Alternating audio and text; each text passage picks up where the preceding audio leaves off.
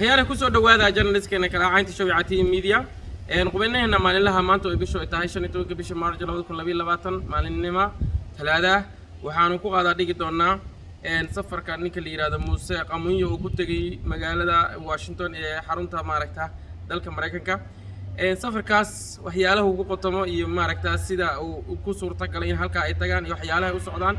iyo de maaragta dad la ku runyo wax uu maaragta ka dhigan yahay ayaanu qodobada ayaanu ku faahfaahin doonaa waxaanu aan ku bilowno safarkan waxa ku baxday millions of dollars ayaa ku baxay waxa soo dhameeyay oo dalalka ahaa in maaragta ninkan halka tago nin Suudaanaysa oo dabcan de maaragta dadka Suudaanta u dhashay oo asalaan ka soo jeeda laakiin Mareykanka dadkii wax ku bartay ah oo halka ay maaragta jooga ayaa wuxuu ka yahay maaragta niman maaragta wuxuu leeyahay hay'ado iyo shirkado ka shaqeeya maaragta shaqooyinka waxa marka millions kaas oo ku qaatay inuu Muuse bixi halka geeyo kow maaragta barnaamijka koowaad oo u diyaariyay waxay ahaayeen asaga iyo maaragta qolada maaragta heritage la yiraahdo maaragta Mareykanka maaragta ku leh xarunta ama Washington fadhi maaragta ku leh oo halka xafiis ku leh waxaan ognahay shalay in maaragta uu khudbad halka ka jeediyay waxyaalaha maaragta fadeexada oo ninka odayga dabcan uu la kulmay waxa kamid ahayd in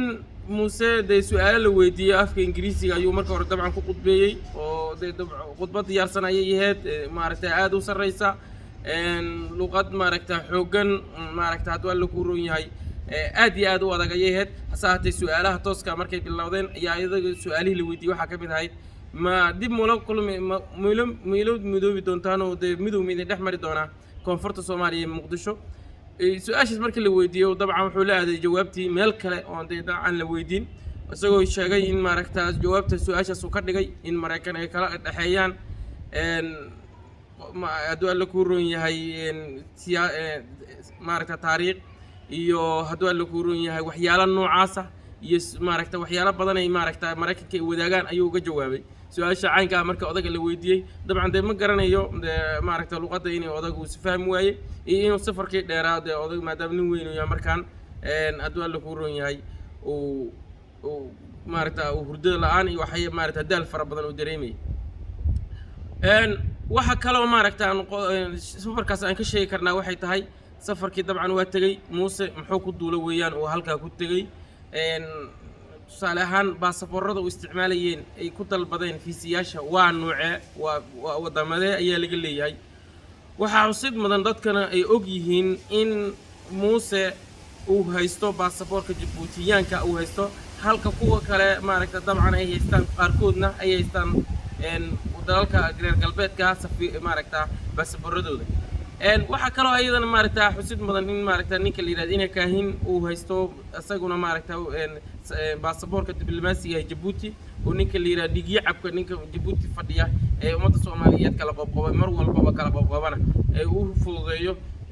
baasaboorka Djiboutiyaanka diblomaasiga sidaas la mid ah midka ina koorale wasiirka warfaafinta ugu magacaabana iyadan asagana maaragta maalmo dhaweyd aan fogeynba in la soo siiyay maaragta baasaboorka diblomaasiga ee Djibouti uu ku safray markii hore waxa la hadalhayay in labada nin ina koore iyo ina kaahinba inay kaari doonaan safarka sababo in loo diiday dalka Mareykanka fiisaha hase ahaatee dabcan waxa dhacay in safarkii dib u dhacay markii hore dib markuu u dhacana kadib sababta uu dib ugu dhacay safarkii Muuse bixi mar hore uu ku tagi lahaa halka ayay tahay in maaragta in mar kale loo dalbo dalka si labada nin ay u raacaan halka waa tagay dabcan waxa ka dhacay mudaharaadyo iska soo horjeeda kuwa maaragta doorkiisa iyo maaragta kuwa yar ayaa taageersanaa oo halka ku soo bandhigay halka ummadda Soomaaliyeed ama kuwa midnimada jaceelba ama kuwa la degan sida qaatumo ama maaragta nimanka Samaroona dhinaca ka xigaba ay soo bandhigayeen maaragta midnimada Soomaaliya iyo calanka Jamhuuriyadda Soomaaliya ay lulayeen oo halka maaragta ku soo bandhigay darinkooda ah in midnimada Soomaaliyeed ay muqaddas tahay waxa dhici doonta caawa xilliga anaga dabcan noo tahay habeenimo ayaguna maaragta ay maalinimo ama galabnimo ay ugu beegan tahay xalfad ay qabsanayaan doorka iyo maaragta ragga sidaas la mid ah xalfada dabcan markii hore wuxuu ahaa qorsho in $200 qofkiiba ku soo gala hadda laakiin waxa laga dhigay free si maaragta dabcan maaragta uu helo